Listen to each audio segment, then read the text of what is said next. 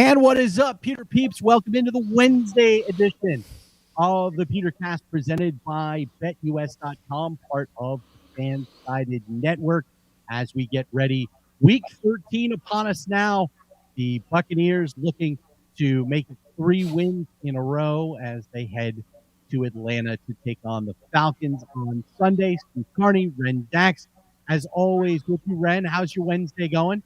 It's going great. Steve, thank you for asking. I appreciate it. All's good in the hood. Yes, we've been talking a lot about how Ren has had, a change in his schedule where he gets up, crack of dawn to get ready to go to work. Yeah, now. I mean, seriously, like 3 years ago, I was still drinking by the time I have to get up and go to work now.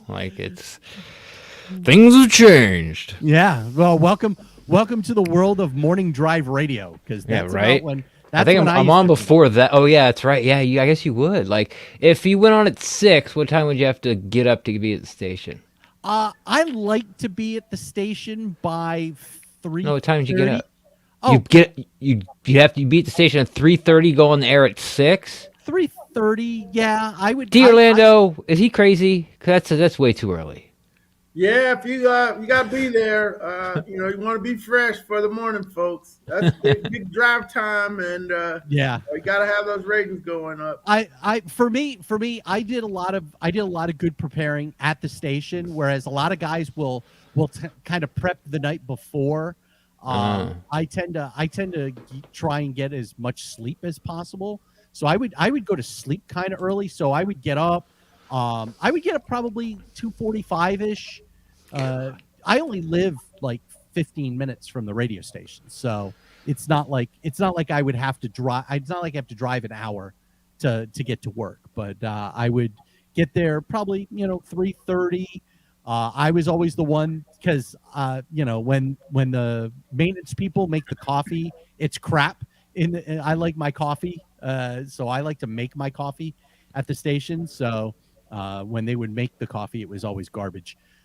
So I did that as well. So, and I did all my prep at the station to go on for 6 a.m. So that's why I like to call it morning drive wake up time. Yeah, but, it is. Yeah, we don't have to worry about that this week, as on Sunday, 1 o'clock kickoff from Mercedes-Benz Stadium.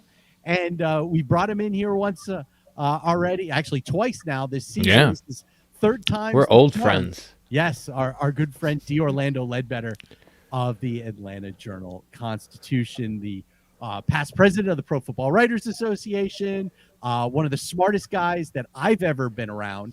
I will not be ashamed to say that. But Orlando, I want to start. We've had you on a couple of times now. The Falcons got their 2-game skid snapped last Sunday.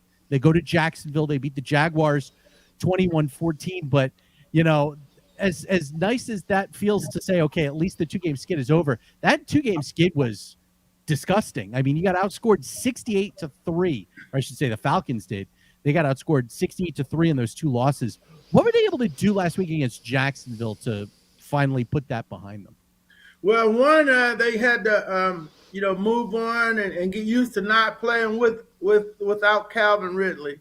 And the other thing was they got Cordarrelle Patterson back and was somehow able to gash out 150 yards rushing. So that helped. Jesus. He was able to score a couple touchdowns there running the ball, and that helped immensely. And the opponent helped also. Jacksonville was Jacksonville. They took a field goal off the board when they were jumping over the line, and then they moved it to the 12, and the Falcons scored. So, they gave the Falcons 3 penalties on third downs that would have, stopped drives, but they, gave them 3 first downs. So Urban Meyer was like, that's 3 extra turnovers. So they got some gifts from Jacksonville, and they knew what to do with them. They opened them up and used them, and was able to get out of there with a win. Hey, don't say that it's just Jacksonville. Buffalo couldn't win in Jacksonville. The Packers lost in Jacksonville, albeit it was to the Saints and not the Jaguars. So people have gone to Jacksonville this year and lost. So as much as you want to say, oh, it's only Jacksonville, don't say it's only Jacksonville, my friend. That's a good quality win on the road. Well, yeah, and they got some help, Steve. They got some help, but they knew what to do with it, and that's progress.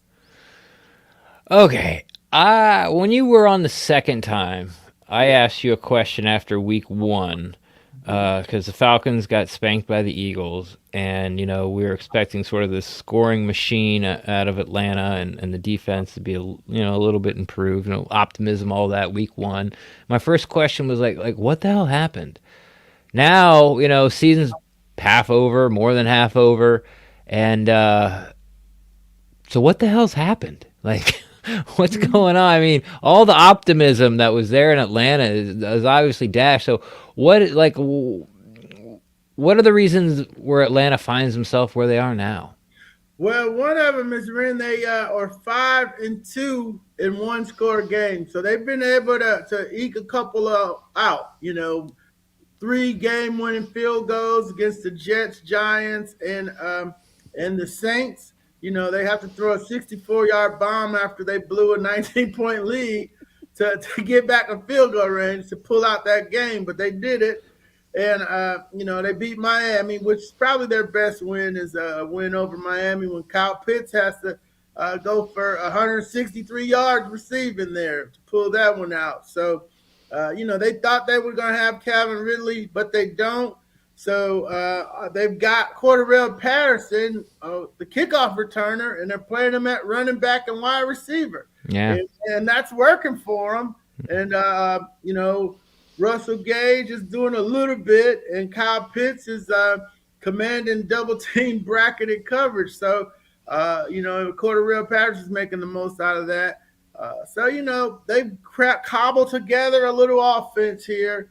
Just enough to beat some of the bad teams in the league, and otherwise they get blown out by the other teams. The four that I'm missing, there are 4 losses that I'm missing, and those were blowouts.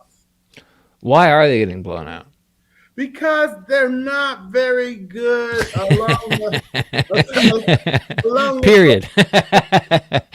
Sorry. Along the front line specifically, the blocking and the inability to rush the passer, hurts them when they play good teams.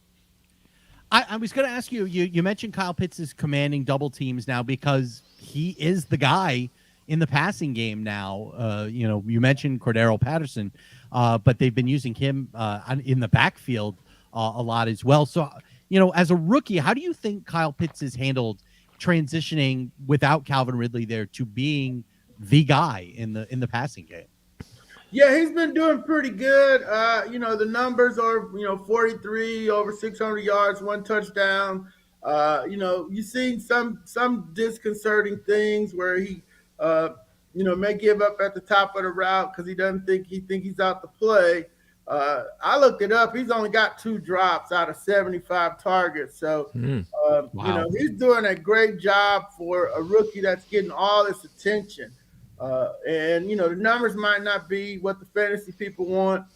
He has had over 62 yards receiving in the last 5 games, but he's pulling people away from other folks. So the coach's philosophy is, hey, if they're doubling him, then somebody else has got to be open. And so that's how they're playing it right now. We talk about Pitts, and I wanted to ask, Steve asked, but I want to ask, like, how is he doing? And it seems, like you said, he's doing great, especially for all the attention he's getting. Got 163 yards in the Miami game, and then we, excuse me, and you got Matt Ryan, and then of course Cordarrelle Patterson, probably the biggest surprise in the league as far as output. Guy was a kick returner, almost out of the league a couple times, and like you said, the Falcons have found a great way to use him. Running back, wide receiver. I heard now he's playing backup safety or practicing at backup safety in practice, and so maybe he'll get a little playing time there. But who else has after those 2 guys? Who else is sort of getting the lion's share? Who are the Falcons leaning on offensively to get the ball down the field or punch it in when they're in the red zone? You got a couple other people, kind of no names. Tajay Sharp's a guy that helps move the sticks on 3rd down. Okay. Wide receiver. You got Russell Gage, mentioned him. And, the tight end, Lee Smith, has been helpful. The blocking tight end has been a surprise target inside of the red zone. Keith Smith, the fullback, out of the backfield as a check down guy. Mike Davis has been a help in pass protection and in the red zone too. He has a red zone touchdown to his credit. So it's just a bunch of the guys that are chipping in to help out, and they're probably their best weapon is the field goal kicker. He doesn't miss. So Young Wei Koo has been a asset to this young team. So when they stall in the red zone, he comes in and at least gets 3 points on the board for them. I wanted to ask you this, Orlando, because this is really big pick. This is a really big picture one. Because when I saw it, I was kind of shocked. The Falcons being 5-6, but they're 1-4 at Mercedes-Benz Stadium this year. Why do you think that is? Yeah, it's actually 0-4 because the one win was in London. Oh, that's right. We asked Coach about it today. He kind of got indignant. It's like, well, we played tough, but I've been here long enough. They haven't played well in the new stadium. We're still trying to figure out why they tore the Georgia Dome down, because that stadium used to rock. This stadium's so big old palace, and the people haven't, been coming either. So they don't have a home field advantage. There were games last year where they had to go silent count at home because the Bears fans were too loud. So it hasn't been a home field advantage. It was big for the city, got us the Super Bowl, have the SEC championship game, got some playoff games coming here in the future, maybe a World Cup. But for the hometown Atlanta Falcons, the new stadium has not been a good friend. Well, to talk about the new stadium, there's something I saw on Twitter today, and I thought it was pretty cool. And I just, this is not football related. We're going to, sort of switch lanes here real quick. I guess they have some sort of machine that you can design your own Super Bowl ring there at the stadium. Have you seen that? No, I haven't seen that. Oh, okay. I was going to ask you if you did it. No, I would. Do you get one like if you're leading after 3 quarters? The leading after 3 quarters ring. Design your own. A 28-3 ring. Yeah. No, it was a kiosk and had like a big, TV screen in front of you, and you kind of push buttons and design your own Atlanta Falcons Super Bowl ring. I just, I thought it was a pretty cool thing, talking about the new stadium. But we've nicknamed it here, and Bucs fans, I should say, have nicknamed it like Fairy Taleville or Fairy Tale Land. But that's just us being mean and cocky because we're on top right now. That's right. But it took a while. it did. I've been a Bucs fan since year one. It has taken very, very long time. Let's switch to the defense. It was sort of, most people thought at the beginning of the year that was going to be the Achilles heel. If Atlanta was going to go anywhere, the defense had to be much improved. Report card so far. Yeah, report card so far is, it was a work in progress. We will give them a C, C minus C, regular C, because, they've been average. They're not in the top 16 in any categories. They have been able to play respectable pass defense. A.J. Terrell has turned into a player at cornerback. Grady Jarrett's up front doing his thing. And you're just seeing bits and pieces of Dante Fowler here and there. So he's dealing with – he had another injury, a hyperextended knee that cost him 3 games. So, just steady. They just are trying to slow you down and then, maybe stop you in the red zone if they can and just keep you out of the end zone, make you kick field goals. So it's a very much a bend and not break operation, which has been good against, the likes of Zach Wilson and Daniel Jones. And they did okay against Mac Jones, too. They had it was a 13-point game going into the 4th quarter. Not so good against Dak Prescott and Tom Brady and some of the other elite quarterbacks that they face. Or even Jalen Hurts. He lit them up pretty good, too. So it's a work in progress, but they've been playing a lot better here lately. I want to ask you, Big, because you talked about the defense and especially up front. One guy they haven't had is Jonathan Bullard. He didn't play last week. He didn't practice today with the ankle issue. If he doesn't play again this week against the Bucs, how does that change Atlanta's outlook on the especially interior D line wise? Well, they've got a guy, Anthony Rush, who's 300. It's a good name. yeah, Rush. You need some Rush up front, and they got some, and his name's Anthony. And he made a big fumble. He's a nose guard. He's like 350, 360, so he's hard to move. So the linebackers like him a lot. Yeah.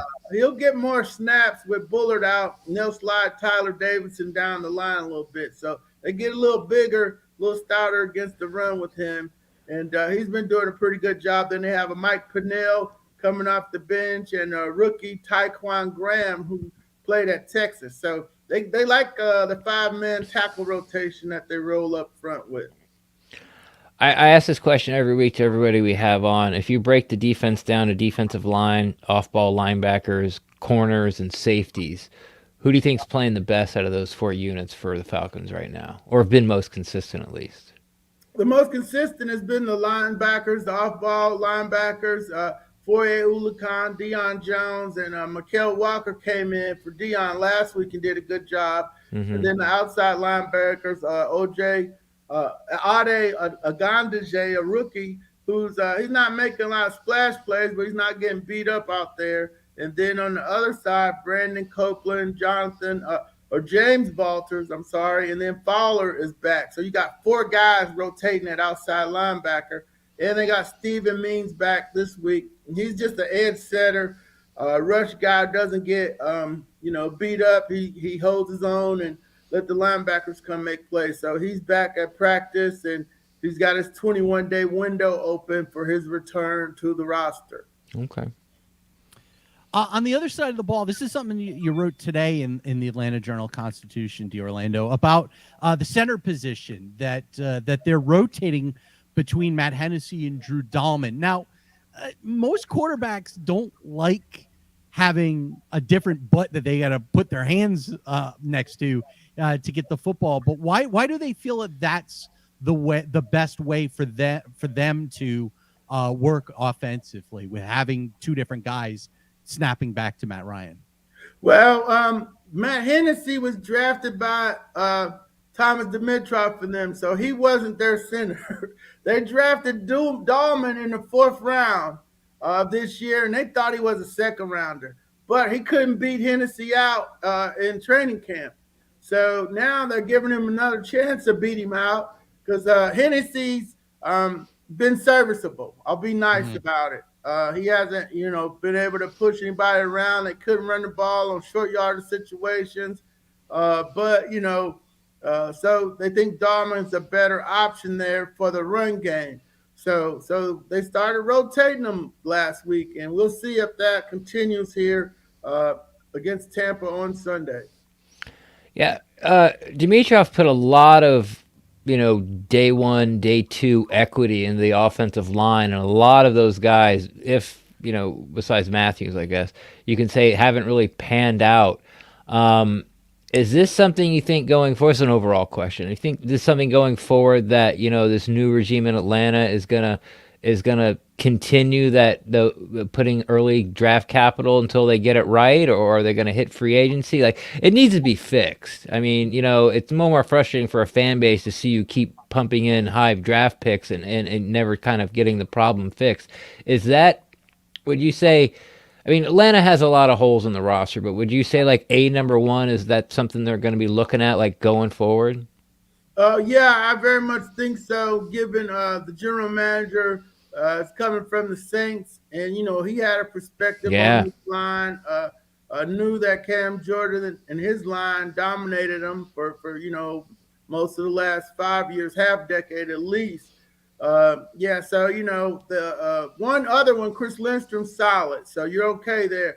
So whether if you got to draft smart, or find some people in the 2nd round, 3rd round, free agency. They don't have any money. They're not going to have any money for 2 years because of Matt Ryan's contract. So you're going to have to find guys off of rosters that are, veterans that are, serviceable or better, that are better than your guys. So So yeah, it's a project that they're going to throw.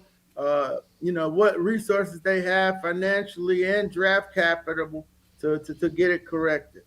Well, the good news is if an organization knows how to draft offensive linemen, it's the New Orleans Saints. Yeah, Ramchek comes to mind.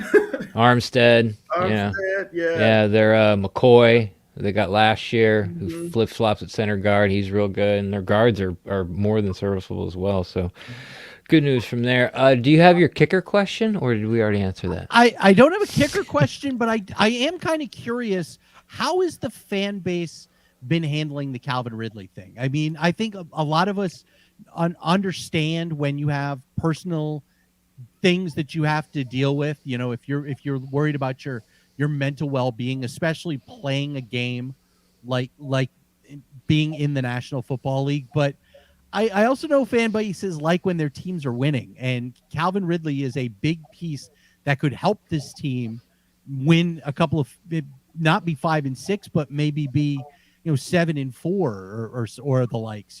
How has the fan base been in dealing with Ridley's I guess sojourn away from the team?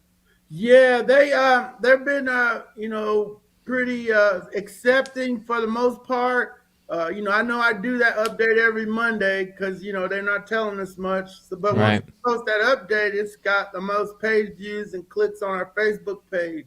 And so I take a glance in there to get the pulse of the fans, and they're like, "Hey, we gotta trade him. We gotta get rid of him." Hey, it's not like, hey, we wish him well. It started out like that, but now that it's a month into it, it's like, okay, we need to trade him. We need to get what we can for him. I hope they don't pick up the 5th-year option. It's kind of taking a turn to the negative side of the street as the holdout, or as the what do we call it? The sabbatical to deal with his mental well-being. As that gets longer, the comments have gotten crueler. Yeah. Well, that's just the way it goes. At first, you're all behind him. Yes, be well, and then now it's like, hey, man, you're taking up a roster spot, and we're losing. You got to go. But yeah, that's just it's such a delicate situation, and it's something that the National Football League really hasn't had to deal with.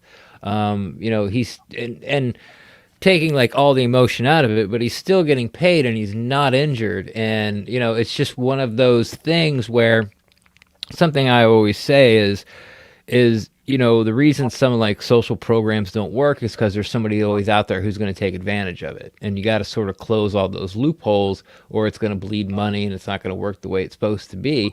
And potentially, again, taking all the emotion out of it, not saying Calvin really did this or anyone will do it in the future, but you can just say, I don't feel well mentally, and take a year off and get paid for it. I mean, there's no, I'm not saying it, I'm not pointing fingers at anybody. I'm just saying the way the rule is set up now in the NFL, it's just a whole new different situation. So, I mean, I don't want to say like they're going to have a problem on their hands in the future, but it's something that, if they were smart, they would sort of start coming up with some sort of language to at least put some kind of reins on that. I mean, I don't know, like doctor's note. I don't, what do you do? Yeah, I think he's on the non-football injury list, which I think allows them to not have to pay him. Okay, I apologize for saying all that then. And he's 5 games in, and for him to get an accrued year under the CBA, he has to play 6 games. So that's right. I'm his agent. I got to roll him back out there week 17 at the very minimum. So right, and that's because of going towards your pension, right? Yes, and that's at 7 years. It starts a little bit earlier than that. Okay. 4, and then it escalates. The amount you get escalates the longer you're in the league. Okay. His 5th-year option would be pushed back into a 6th year if he doesn't come back and play at least one game, or at least active for one game, or placed on IR. He's got to be on another one of these lists for at least one game.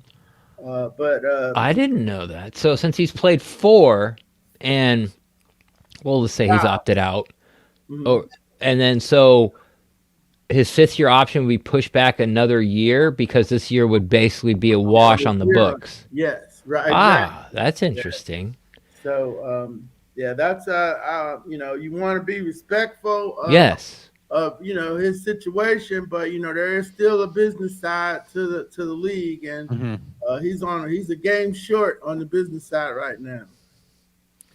So, do you think the organization wants him not to come back so they could push that off till they could see him for a whole year before they decide to go with the 5th-year option? Plus, it gives them another year to get out from under Matt Ryan's contract. Yeah, that's a good question. I haven't posed that to them, but yeah, there are definitely some benefits for them to not bring him back this year. You get 2022 and 23. As the 4th and 5th years of and he's got to be productive there if you want to keep him. I mean, you still right. pay him it's a pretty big salary in that 5th year. I want to say 12 million off the top of my head, 12 to 14. So you want to make sure you're getting the football player back too. Yeah. No, I totally agree. I just, I love when these conversations goes organically. This is something I really would have thought about, but then it just raised some interesting questions. And I don't know, it's going to be, those are the things that, spark my interest the most, to see how these like one-offs or first-time types of things are handled, not only by the league, rule-wise, but now we add in this extra layer of Atlanta possibly be able to save money or, and push back other things like that. But anyway, it'll be fun to watch for that perspective. Of course, like you say, I want to be respectful, and I hope he comes back, better than ever, especially mentally. But that's the other stuff I'm just kind of really looking at. Yeah, and for me, I look at the PA is going to say there's no way that they're going to allow that to happen. Knowing the Players Association, they're not going to want to see the Falcons get another year of control of a player that could be either A, going to free agency, or B, should have been a free agent a year earlier. But how would they defend that?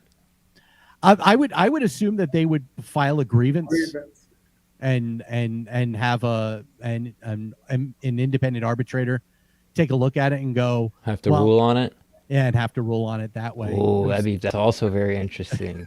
See, I that's the thing I like as well, the business side of things. That could be real interesting. But on the field, yes, let's get back to the game. Yeah, on the field, the Orlando, as we get to Sunday around 4:00 ish, and the clock is hit 0, and the Falcons find themselves back at 500 at 6-6. How do they do it? Well, that would have been a outstanding game. They would have run the ball and kept Tom Brady off the field.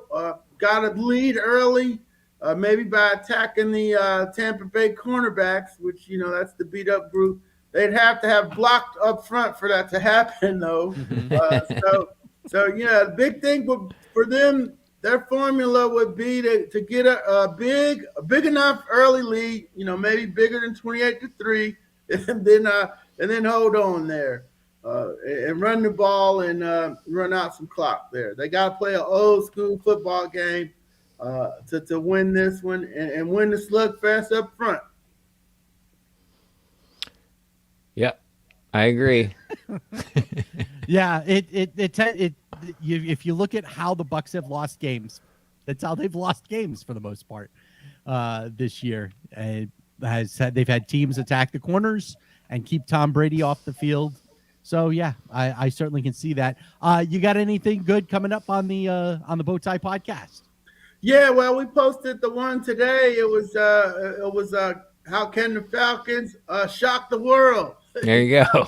So we talk about we go over the Bucs offense, defense, and special teams, and then we look at the statistical comparisons and basically say, Falcons going to need everybody on the roster to do everything to stop Tom Brady and the Tampa Bay Buccaneers, especially stop Leonard Fournette and Rob Gronkowski.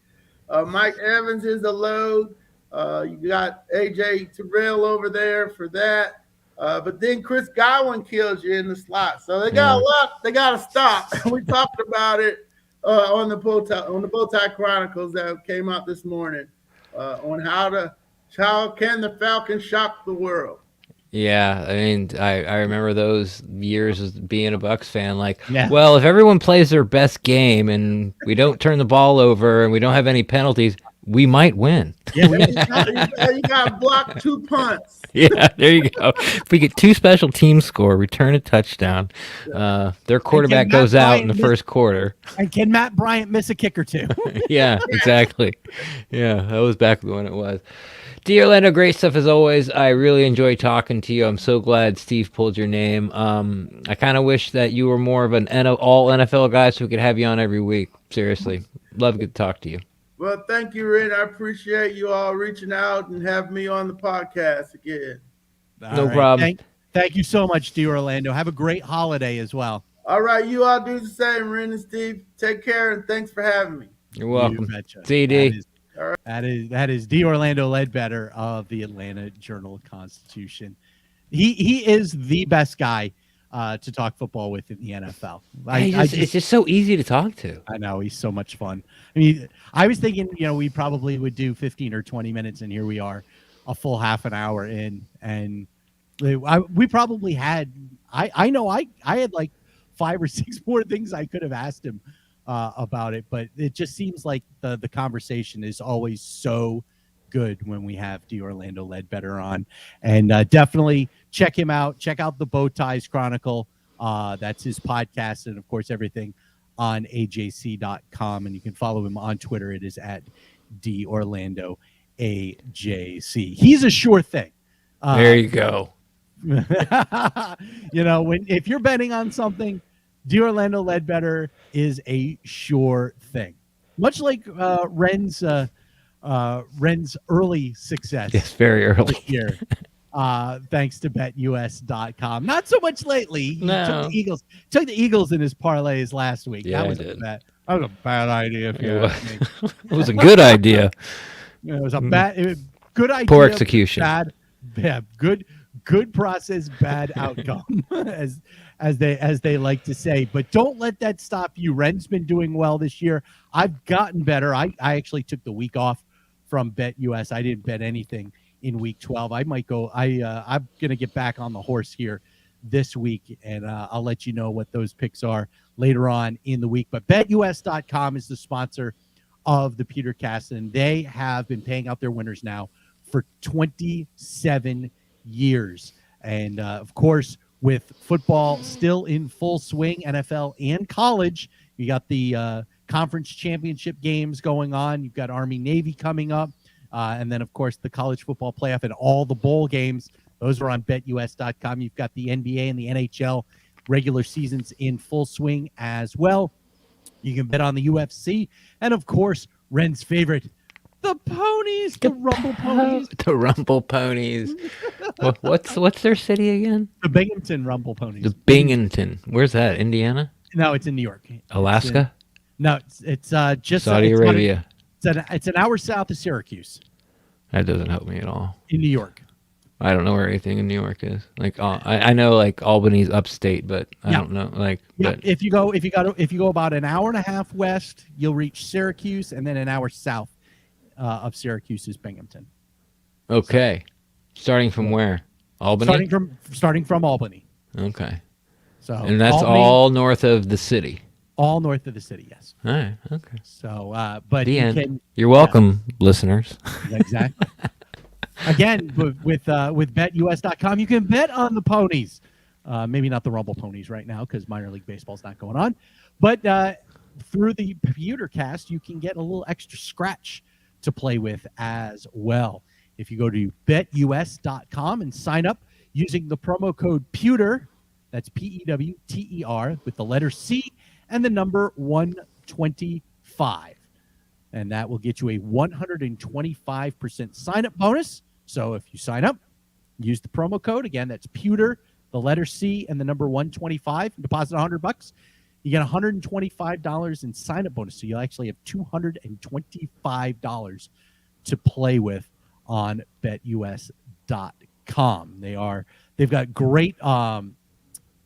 They've got all the knowledge banks there. Like you've got all the latest news, and you can get all up to date on. So you are making the most informed bets possible as well, and it's real easy to do. I can do it on my phone. I know Ren's done it on his phone. Always do it on my phone. You can do it on your laptop if you don't want to use your phone. You can always do it on the laptop as well, or you can actually do it on the phone at 888 my BetUS. Again, BetUS.com. You bet, you win, you get paid with BetUS. They are the best place to support the Pewtercast. They are. It is the number one spot. If you want to support this podcast, go to Bet. Because when you give them money, they give us money. Exactly, and that way you're not giving us your money. They're giving us their money, and you have a chance to make more money. That's right, and you can get money off of them. Yeah, as well. Again, you bet. Everyone's pilfering back. I don't know how they stay in business. You bet, you win, you get paid with BetUS.com. The thing that struck me the most from what Orlando said, well, I want to say, like we usually say, what surprised you the most? This is what I got out of this. When I asked about, like you take the 4 levels of the defense, which one's playing better? And he said, I said off-ball linebacker, but he included the edge rushers in that. And there wasn't, like, the edge rushers, there wasn't a lot of splash with the edge rushers. Obviously, it's their middle linebacker, Deion Jones. That's right. Yeah, that's right. Yeah, right? Yeah. Deion Jones. He's one of the best in the league. He talked about some other guys I never heard of. That's fine. I'm a Bucs fan. Don't care. He knows what he's talking about. But without talking about the middle, when he didn't say the defensive line, that means that they're not getting a lot of pressure. Yeah.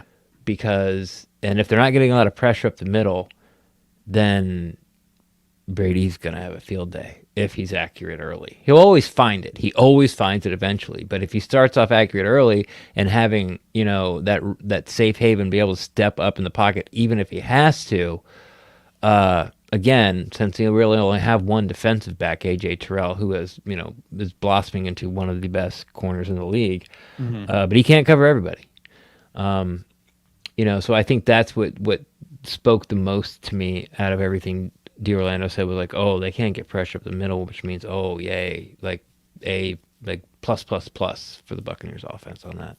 I think the thing that surprised me is when it comes to the fact that the Falcons don't have a home field advantage in that new palace of a stadium. He was quick to point out that yes, they're 1-4 in home games, but one of those home games was the London game, and that's the game that they won. They are 0-4 at Mercedes-Benz Stadium this year, which just blows my mind because you remember when the Bucs would go to the Georgia Dome, and I certainly remember doing games from the Georgia Dome where like it was just absolutely nuts. Like that place was an absolute asylum. Sometimes they were so loud and raucous, and now they're just quiet. I don't know. I can't put my finger on what Atlanta fan base is because they're sort of notorious for not supporting their teams. And I don't mean like they never show up, but there's obviously the tier 1 sports towns, like it doesn't matter what the Red Sox are doing, like they're going to sell out, and they're going to sell it all season long. It doesn't matter, like what the Oklahoma Sooners are doing, or the Nebraska Cornhuskers. And, you can kind of, I know I'm cherry picking and go around here, but like their basketball team, even when they were good, like their attendance wasn't great. Like you talked about how like the Georgia Dome, was rocking, and I'm sure it was, but there's also times where it's like the easiest place to get a ticket, of all the away games for the Bucs, because like sometimes they just don't show up. So I don't understand, like I don't understand how good a team has to be before they show up. I don't know where their love is. You know what I mean? Like is 500 good enough for the Falcons for people to start to show up? Apparently not, because they win this game, they will be. So do they have to be in the division lead for people to show up? And then I think it's different for basketball because I think it's a bigger basketball town than a football town. And then hockey, like I have no idea whatsoever if they draw or not. Hockey, they were so bad that the team left. Oh, did they? Yeah. What are they now? Are they the Kraken? No, that team is now the Winnipeg Jets. Oh, they went back to. I knew there was a team in Winnipeg that. Right. Okay. Now I didn't know that the team in Winnipeg ever left. Yeah. Well, I will say, and I've always said this, I think that's the best nickname for a hockey team, the Jets, because of how fast it is and everything. I think that's a great nickname for a hockey team. Yeah. I understand. Is there any kind of is there an airline industry in Winnipeg? An aircraft industry? No, I think the Canadian Air Force, there's a big Canadian Air Force base just outside of Winnipeg in Manitoba, because it's like fighter jets, not like. Yeah, it is. Yeah, it's not fast people on skates. Like it's not a Canuck. No, but it's not. But it's not like they're not showing like G6s, like Gulfstreams, not passenger jets. Like they're showing fighter jets. Fighter jets, yeah. Yeah, like I think that would be a terrible nickname for or any sports franchise. The Boeing Super Buses. What? But here's the thing. I mean, the fan base in Atlanta, I agree with you, can be pretty fickle. Yeah. They have been kind of crazy. The Georgia Dome can get wild, and I think they like the fact that they get special events down there. That's where I think having the Super Bowl at the Georgia Dome was always a wild event. Having the NCAA championship, having WrestleMania. The SEC championship's been there for 20 years. Yeah, the SEC championship game. I think they're big into the special events. Now, the Atlanta Braves, apparently it was so bad. Turner Fields, where they played for 20 years in downtown Atlanta, was so bad they had to move out to the suburbs. Yeah.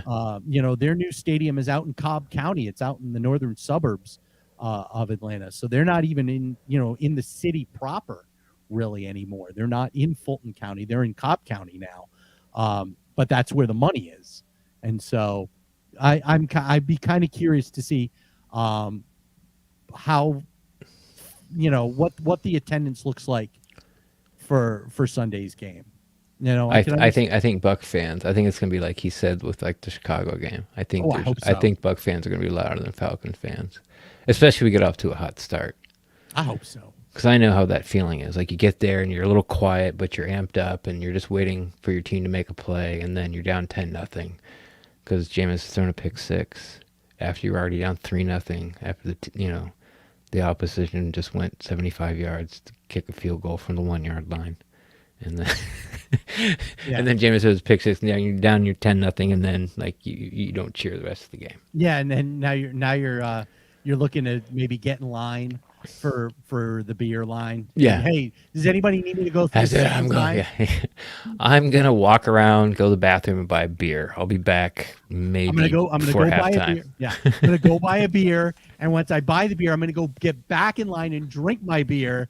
So while it's done, by the time I get back to the front of the line, I can have a second beer. I'm gonna go to the team store. I'm gonna design a Super Bowl ring, or winning after 3/4 ring. 28-3. That was pretty heartless. That was great. I love that. That's the first thing that came to his mind. Right. Can I get a 3/4 ring? Yeah, that would be great. Yeah, I hope some Buck fans go in there and do that and design a ring and put 28-3 on it. Yeah, with a dancing Arthur Blank. Yeah, almost. Like 28-3. You were close. Almost SB LL5 LL 333-111 or something. That would be way too funny. In the comments on YouTube, Ryan Roddy is talking about how state of Georgia much more a college football state. Yeah, I can understand. Oh that. Yeah, Jesus, yeah. Number one team in the country, and see, that's what I mean. That's not Atlanta, but Georgia. But Athens is packed, no matter what the Bulldogs do. Yeah. But that's not Atlanta. Yeah, that's Athens as opposed to Atlanta. Georgia Tech is in Atlanta, and they don't draw great there. Let's We had just two hockey teams leave. One went to Calgary and one went Yeah. to Winnipeg. Yeah, Atlanta had a team leave, and they put another team in there that left again. and it left again. And they were both the Thrashers. No. The first one was the Flames. The Atlanta Flames were first, and they went to barely remember Calgary. them. They became the Calgary. Did Calgary Flames were from Atlanta. But Calgary had a hockey team before the No. Flames. No, Really? no. Wow. Okay. So so then Calgary got the Atlanta Flames, and then they put another team in Atlanta, and it didn't draw, and they became the second iteration of the Winnipeg Jets. So twice Atlanta's has had a hockey team move back to Canada or move to Canada. Yeah, that's a pretty fickle fan base. So there you go. The end. What else? What else? No, not the end. Let's see. Yeah, I mean, nothing was too surprising because it's division rival. Matt Ryan's going to be Matt Ryan. If he gets pressure, he's going to throw one up for grabs, one or two a game if you get pressure on him. Cordarrelle, Patterson, and Pitts seem to be their only offensive weapons, and everyone just kind of fills in to kind of like keep the chains moving. When you mentioned like your running back got one red zone TD, I was like, oh, this guy's helping out. He has one red zone TD. Like Fournette got 4 Sunday, So when you mention something like that as like somebody else who's helping out, it seems to be just sort of like a 3-man show, including Matt Ryan offensively. Yeah, it should be an interesting weekend. For me, I look at this. This is the perfect opportunity. To get another win on the road, and then you win this game. You're now above 500 away from Raymond James Stadium, and you're also 5-0 at home, and you're putting the pressure on the Packers and Arizona to stay ahead of those teams, right? Or to try and catch up with them, and all of a sudden now you're looking at more of a possibility for being in the driver's seat for the bye. Yeah. So the Packers finally get their bye. Has Arizona's had their bye? Arizona's had their bye. Yeah, Arizona's had their bye. So the Packers finally get their bye. So we'll see where we are when things pan out. But it's everything's we squeaked by with a win in that Indianapolis game, but we definitely need to win that game. Kind of put a lot of bugaboos theoretically to bed. Winning on the road, winning against a team that didn't totally stink, because like the two teams that were half decent we played this year, we lost to. Of course, being the Rams, and at the time the Saints. Jameis was still playing, and then who else did we lose to? Washington. Oh yeah. Well, I mean, they just everyone's beating Seattle. It's just weird. What the hell happened to Seattle? All of a sudden, Russell Wilson, I guess, like, when you have a year he doesn't carry, the team on his back every single game. You're a 6-win team, I guess. Exactly. That's exactly what's happened, is that they have not had Russell. They missed Russell for, was it 3 or 4 weeks? Yeah. And so now, and what do you expect there? So, oh goodness gracious! I also think the rotating centers thing, and I saw that I saw D'Orlando put that out on AJC.com this afternoon. I was like, rotating centers? Yeah. Like, that's not. Could you ever see Tom Brady dealing with that? Like, you would have Ryan Jensen for two play every 2 out of he'd probably make him pick one. Yeah, and say stick with it. Like, shocked that Matt Ryan hasn't done that. Yeah, well, Matt Ryan's always seemed to be like a company man to me. You know what I mean? And not trying to call Tom Brady a diva, but he would just like put his foot down and go, look, man, like pick one, or I'm gonna pick one, or like this is the one I like better. Like all his mistakes or whatever his shortcomings on, I'll make up for him. You kind of feel like that was something Tom Brady would say. But yeah, I mean, obviously they don't like Hennessy. I mean, that's it. They were actively trying to replace a guy in the middle of the season, and he's healthy. So But not only that, they tried doing it earlier this year, and the guy that they drafted couldn't do it. yeah, but I mean, center's a hard position to learn as a rookie. I mean, yes, it's been done, of course, but that's because like they're plugged in as number one. They didn't have sort of like, it's like this is the guy we got, so we got to roll with him. But having a vested veteran there in front of you, it gives you sort of that luxury to bring him on until you're absolutely sure. But yeah, splitting time, that's just weird, but whatever. It's the Falcons. What do you expect? I mean, I just think Arthur Smith is sort of handcuffed right now because I think he wants to be more of like a Titans / Ravens before this year. Ravens just kind of quit running the ball or attempting to do 30 times, but like the Niners and the Colts and the Titans went back when they had Henry. I think that's what kind of the Atlanta wants to do. They just don't have their running back yet, and they took a shot with Davis and it didn't pan out. And they're having to use Cordarrelle Patterson. Yeah, and freakily enough he's probably going to make a Pro Bowl. He certainly is helping people in fantasy. Right. It's like, oh my God, it's like the return of Michael Westbrook. Yeah. That's actually a really, really good comparison. Yeah, that guy was like a fantasy gem that like you didn't like. If you weren't an Eagles fan, you had no idea how good Michael Westbrook was until you had him on your fantasy team or played against him one week. And then if you were smart enough to go back and kind of check his numbers, like that guy was a monster. He'd get like 80 yards a game and then catch like 6 for another 60 and score like a touchdown. Like that was like his average. He would win people fantasy leagues, and no one ever talked about him. He should have been He should have been the number one draft pick for like 6 years in a row. Yeah, and he wasn't, and then he would. You get him in the third round. Yeah, absolutely unreal. All right, it is 6:00, so we're gonna get on out of here. The plan is to do something on Friday. Yes, if Barry doesn't, we should do something anyway. Okay. Do something anyway. Maybe probably a little later in the evening. Because I have a USF basketball game, so it probably is going to be. I'll probably be at Amalie Arena doing this. Okay. Well, we'll talk about it. I mean, I can wait till you get home, and whatever. We don't have to go live on YouTube. We can just tape it. So anyway. Well, you never know. Depends. Well, we will. TBA. Yeah. No. TBD. TBD. Yeah. Yeah. What's TBA? That's to be announced. That's at the airport, right? TPA is the airport. What's that stand for? TPA. That's Tampa International Airport. No, when TBA is to be announced. Is that what they do when they don't know when the flight's coming in? Yes. Okay. All right. Yes. We're doing STD. Yes, exactly. We know we're doing something, but we don't know when, so it is still to be determined. Yes, that's what I said. Isn't that what I said? You said, I forget what you said. Best place to find me is on Twitter at the PeterCast. I'm always talk Buccaneers football, but if you think your take is too hot and don't want to put it on the Twitter field, feel free to slide my DMs and I will talk Buccaneers football with you there as well too. And you can find me. I am at Steve Carney. I will tell you this, that with Major League Baseball possibly going into a lockout tonight at midnight. Oh, is it tonight? Yeah, it's tonight. That's why we were talking about this before.